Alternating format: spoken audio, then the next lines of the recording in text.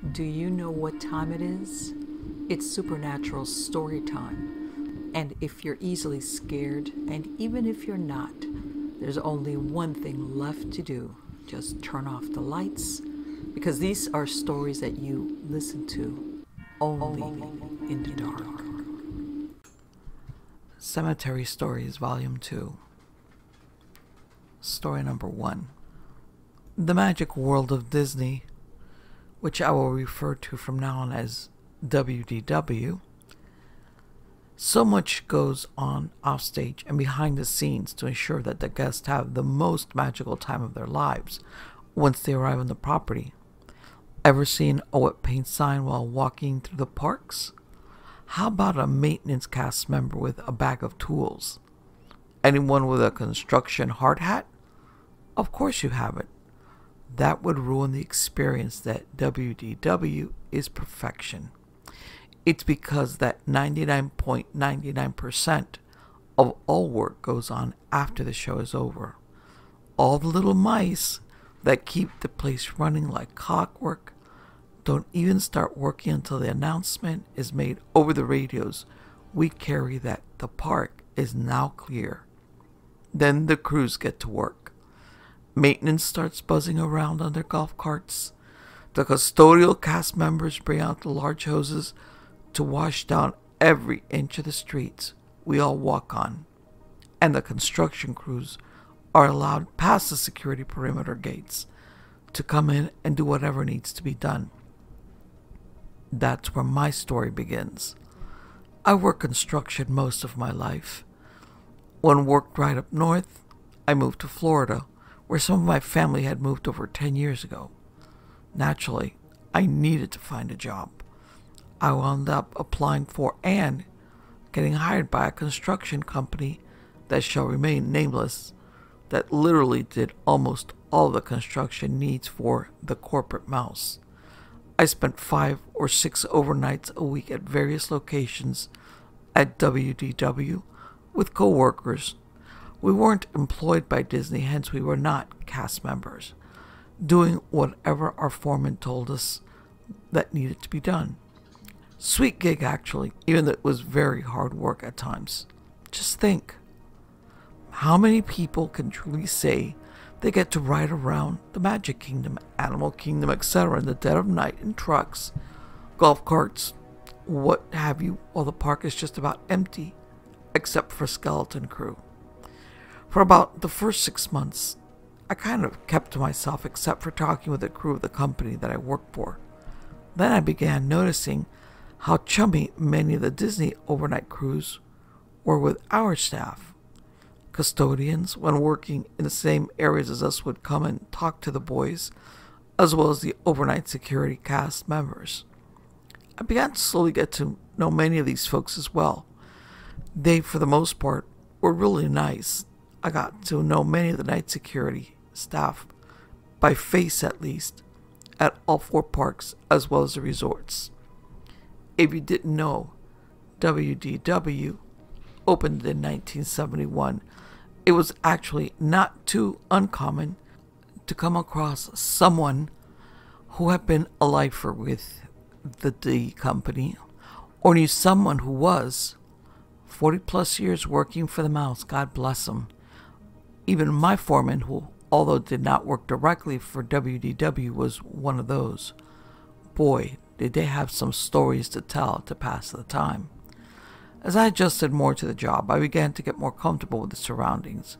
The cast members grew more social towards me, and I was able to make my way through the parks without getting lost too. Let me tell you, that is not an easy feat when you first start out working there, especially at night. Although it's not pitch black, there is very minimal lighting except where we put our floodlights up to do work. Security is only using flashlights or the headlight of their carts to light their ways, and store lights are only on if someone is working in them. Quite eerie and yet cool at the same time. It's like a totally different place than during operating hours. As a matter of fact, one time when I decided to visit the park as a guest, I couldn't find a ride that I wanted to go on because it looks so different during the day when all the colors, people, sounds, and music. One year working at the place full time, and I had to swallow my stupid pride and go get a map. Ha, pathetic. Anyway, as I started conversing more and more with the cast members, some of the security staff, and I found out that we had a mutual interest in the paranormal. Of course, that would come up in conversation eventually when working graveyard shifts. I would get to hear stories from them all the time. The famous ghosts in the Pirates of the Caribbean ride, the murder-suicide in one of the rooms of a certain resort, the jumping off of terraces at another, ghosts of cast members who passed on that come back and say hi, the spooky occurrences at rides where some unfortunate guest was killed. The stories went on and on. Although fun to hear, I won't lie, it did give the whole property an ominous feel at times that a guest will never get to experience. Even co-workers of mine had stories to tell. Attractions turning on, even though the lockout, tag-out system is in place to ensure that they don't, following someone to a break room and walking in to find no one in there. Of course, the noises and voices when they were working alone. Ghost Hunters jackpot. So, several months ago, when arriving at work, the foreman called our team over for a meeting. He announced we would be starting a new assignment in the Magic Kingdom shortly. We would be working on the Seven Dwarves Mine train ride. This attraction would be opening later in the year. How exciting! Up until now, my crew, since I had started with them, had been doing mundane yet necessary assignments. We had the pleasure of pouring concrete, digging ditches, fixing bathrooms, good stuff. Now we were actually going to get to work on an attraction. Imagine me getting to tell my future wife and children that I helped make this as we were writing it. They would be in awe and so proud. The building was already up for the most part, and we were going to be working on making it show ready. You know, making a building look like a mine inside and out, fabricating rocks, fixating jewels, the works. When the time came to start this, he had us meet in one of the cast members' break rooms inside the attraction. For those that don't know, most if not all attractions have break rooms inside them that the public can't see. A cast member working the ride literally doesn't have to leave it if he or she doesn't want to, even for a lunch break. He explained the job, who will be doing what each week, and all the normal details. Then he proceeded to tell us that as per the D management, we were to all take our breaks at 3 a.m. and to only take it in this particular break room we were in. I thought that was kind of weird. Since my employment with them began, we were never told when and where to take lunch. We used to always stagger our breaks as well, so that most of the crew was always working. Whatever, I guess. The mouths paid our bills, and who the hell was I to question it? I was still the rookie. But I will say this, I saw what I was thinking in the eyes of my co-workers as well. We were only a group of 10 guys on this assignment, and we were broken up into groups of 5. One group would work on the outside, and one group on the inside of the attraction. I was in the inside group. It was a pain to work in that thing. Due to the size of the space where we had to work, maybe 1 or 2 floodlights would fit in an area where we were working. It gave an effect of staring into a fire in the woods. While working on a wall, it was bright as hell. When you came out of that space, you were as blind as a bat. The first few days, it became a running joke contest of who tripped on something and broke their ass the most each week and had to pay for the drinks when we went out together. I paid up twice the first month. Thanks. I guess you could call me paranoid, but I would never leave my lunch bag in the fridge in the break room. I'm an absolute angry asshole if I get hungry, and after having it stolen once while at Animal Kingdom, I was not going to have it happen again. So I just carried it with my other gear from then on. We were working on the opposite side of the attraction from the break room, and it was just about lunchtime. We cleaned up all the possible trip hazards and went on break. When we got to the break room, I realized I had left my bag where we were working. Damn it. There was no way I was spending $8 on a Coke and stupid bear claw from one of Disney's rip-off vending machines. I told the guys I was going to run back and get my bag, so off I went. I was hurrying along because we only get a half hour for lunch, and it would take even a minute longer to get back to our work location. There is hell to pay. And you all know how fast a half hour flies by, unless you're working. Trying to make good time, I must have made a wrong turn in all that blackness. My stupid flashlight was in my tool bag, of course. I was attempting to feel my way around the track when I saw some light coming up ahead of me. They looked like they could be a set of emergency lights, but they were quite dim and flickering. Who cares? Any port in a storm, right? I slowly made my way towards them and began to hear voices, but I couldn't make out any words. There was no one in the attraction other than us, or so we were told. Oh my God. After all the stories I was told, was I finally going to have one of my own? As much as I felt the hairs on my neck stand up, I was excited as well. Even though I really liked hearing about ghosts, I can't say that I am really, truly afraid of them. I just don't want them in my home. Other than that, I find the idea of them fascinating. I slowly peeked my head around the next corner. I wish to God it was a ghost I saw. It was a large, at least compared to where we were working, open space, and there was a fabricated stone slab made to look like a natural rock formation in the center. 6 figures in suits were around it in a circle. 5 were holding candles, while 1 was reading off what looked like an old piece of parchment. What he was saying was beyond my knowledge. Not English from what I could hear. Every time the main suit would finish a sentence or two, the others would repeat the last word. As I crouched there amazed, I saw what looked like a flash of yellow and blue stirring from on top of the altar. There was someone on it, a woman. She stirred again, and I thought my eyes were playing tricks on me. It looked like one of those college program kids that gets to be friends with the characters. Completely dressed as Snow White, she was gagged and bound. What the hell was I seeing? Our eyes were huge and filled with fright.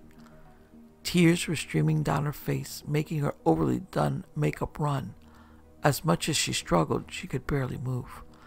The man with the parchment stopped reading. The others all produced some crudely made daggers and made their way to her. 2 of them went to each of her arms, 2 to her legs, and 1 stood at the top of her head.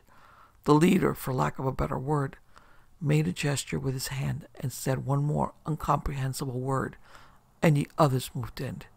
The 2 by her arms sliced her arms from mid-bicep down to the wrists. 2 others did the same from mid-thigh to the top of their feet. The 5th one actually carved what looked like a half-moon into her forehead. I stifled a scream and closed my eyes. I could hear muffled screams and smell copper in my nostrils and taste it in the back of my throat. I opened my eyes briefly to see the leader produce a knife, walk over to the altar, and lift poor Snow White's chin up towards him. That's when I turned and ran. I got back to the break room, sprinting through the door. I must have looked half crazed because one of my buddies said, "What the hell happened to you? And where's your lunch bag?"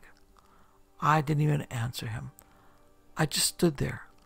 He looked me over one more time and decided to call the foreman over the radio to come talk with me. The foreman came in, took one look at me and asked if I was feeling okay. I shook my head. He told me to go home for the remainder of my shift. I called out sick the next 3 days. In the comfort of my home, I attempted to rationalize what had happened. It had to be a gag, right?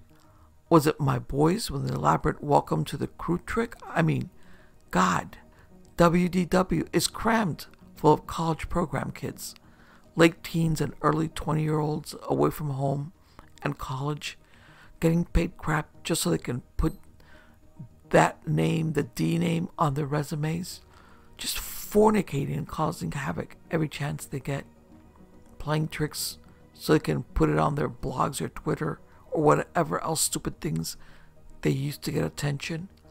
Had to be. On my first night back to work, I literally had to force myself not to turn my car around at the security gate when the card opened for me to enter. When I got to the break room, one of the lifers I worked with was sitting there seemingly waiting for me.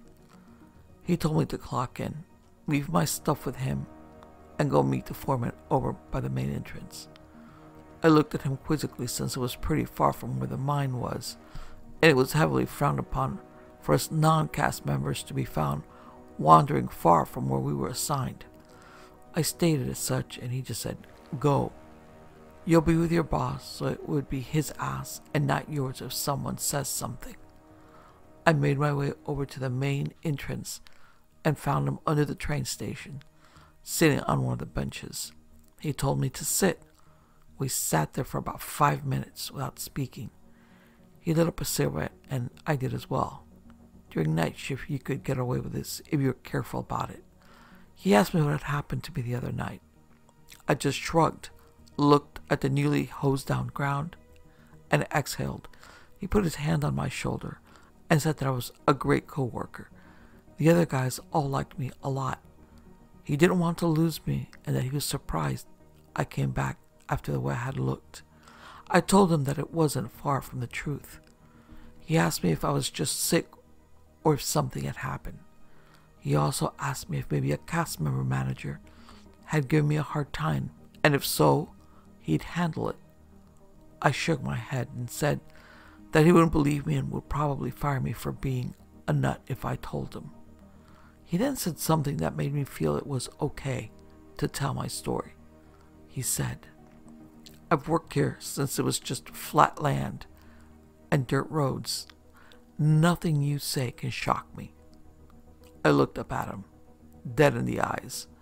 When I saw that he was telling the truth, I began to explain everything from the beginning.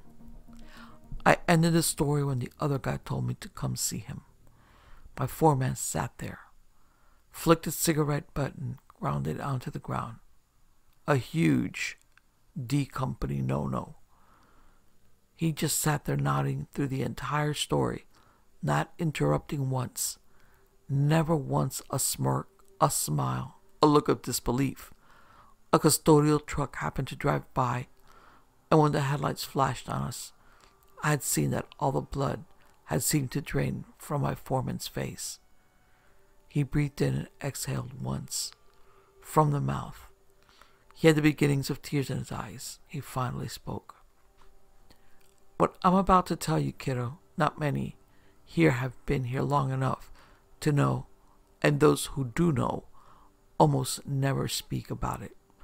It's sort of a taboo subject, and the few that do talk about it are too old to care or have had one too many scotches."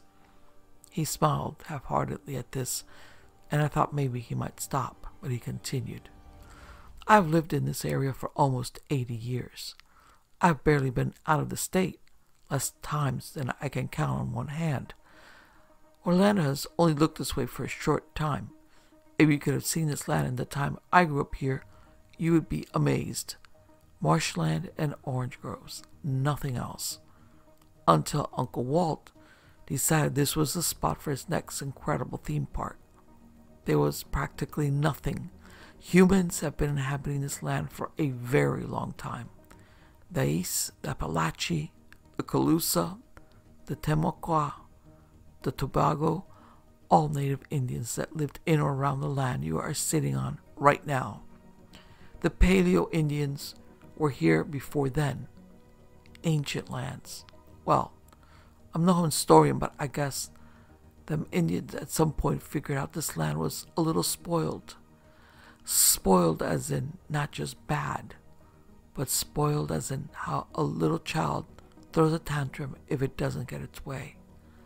At some point, when these cultures were not having good weather or crops, what have you, they figured out that a blood sacrifice would do the trick. every time they built a large structure in this area, they drew blood. But for whatever reason, the sacrifice had to do with the structure being built. For example, if the Indians were building a religious structure, a shaman had to be sacrificed. If a settler was building a barn or orange grove, a farmhand had to be the one. You get me? And it had to be done by the elders of the town. Couldn't be done by just anyone, but by the elders or most influential ones in the area. You ever seen that movie Pet Sematary by Stephen King? Like that, but the important people involved. Do you know the story about Disney buying this land? He bought it not under the Disney brand, but hundreds of pseudo companies. He didn't want anyone to know he was going to build a theme park here because the locals may not have sold cheaply as they did.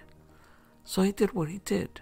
I wonder if through all this half-truth bargaining, if him or his round table executives ever wondered why so many were willing to sell at that price.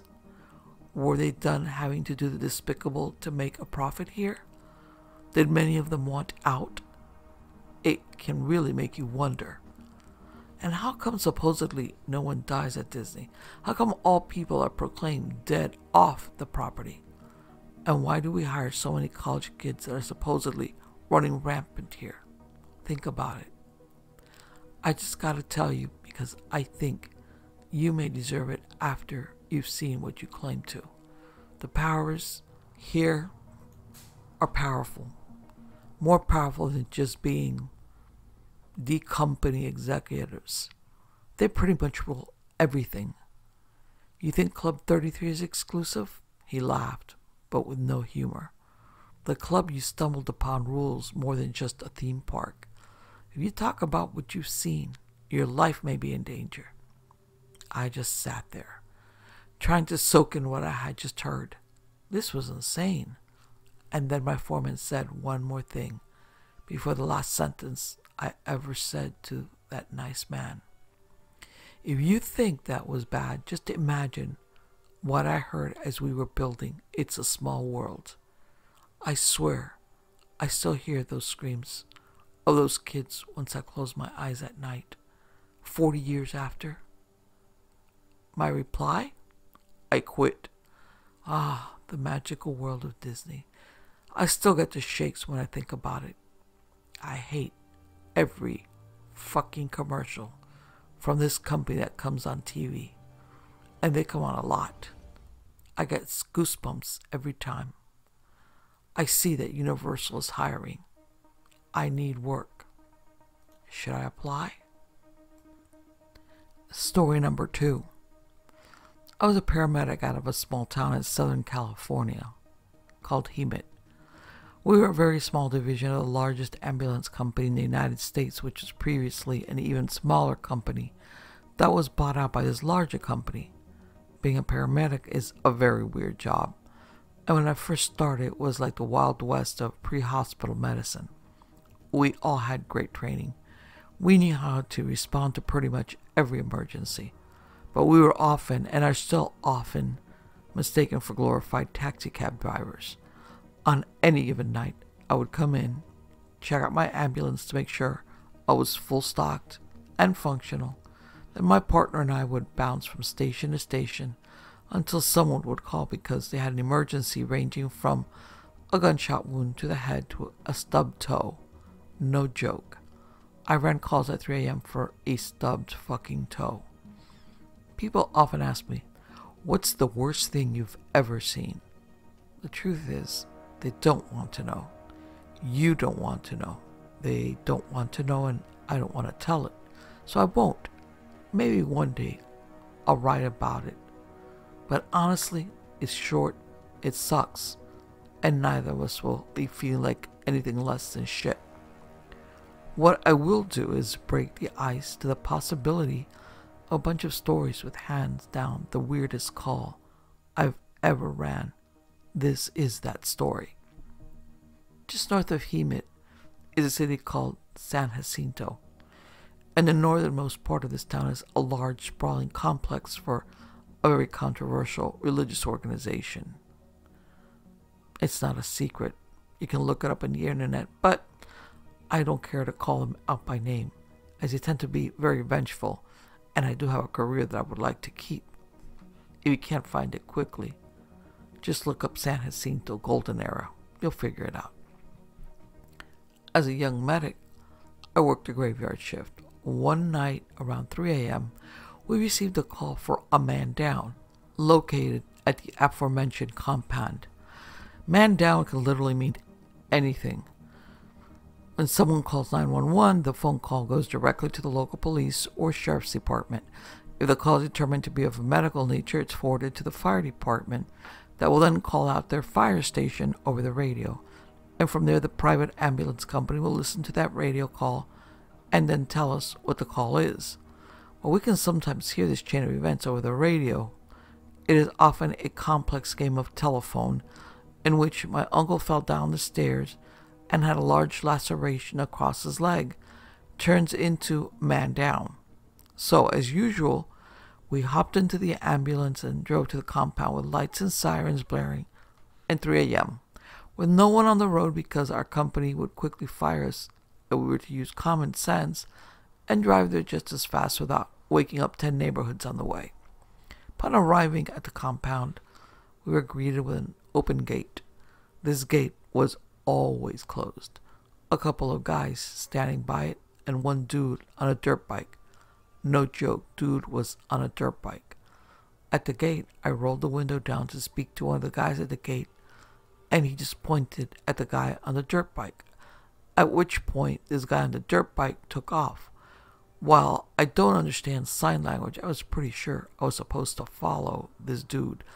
After driving around the compound for a couple of minutes, we pulled up to a large building that was reminiscent of an early 1900s chapel. I got out of the ambulance and asked the guy on the dirt bike, "What's up?" And he pointed up to a woman standing in front of the large wooden doors leading into the chapel. I rounded the back of the ambulance where my partner was already pulling out the gurney that had our heart monitor, defibrillator, and a drug bag on it. I grabbed onto the gurney and we were headed up the stairs. Yes, we had to carry the heavy-ass gurney up the stairs. This was part of our life. We got to the top and the lady turned, opened the doors, and walked in. Please keep in mind, we have now been in the compound for about 5 minutes, ran into about 6 people, and not a single person has spoken a word. We rolled through the door and found ourselves in what appeared to be a large conference room. The walls were completely draped in what appeared to be large maroon velvet curtains spanning from the ceiling to the floor, approximately 30 feet. The middle of this room was the absolute longest table I've ever seen in my life. This table was something you'd see in some movie mocking rich people in a mansion. No exaggeration. At least 100 feet long. If this isn't weird already, which it absolutely was to me, this table was surrounded by about 40 people, wearing robes matching the curtains, with hoods over their heads, covering their faces, and not moving an inch. As I attempted to process the insanity of what I was seeing, the woman from the door grabbed my shoulder. I snapped my head towards her fast enough to break the sound barrier, and she just pointed past the table. At the complete opposite side of this 100-foot-long table, there was a stage. The floor was completely covered in carpet that was the same crimson color of everything else in this room except the table. At the top of the stage, I saw what appears to be a pile of white linen. My partner and I rolled the gurney along one side of the table. All the while, not a single person at the table said a word or moved. When we got to the stage, I realized what I saw was not a pile of linen, but rather a woman in a sheer white nightgown. As I approached closer, I noticed her nightgown was completely covered in small red dots.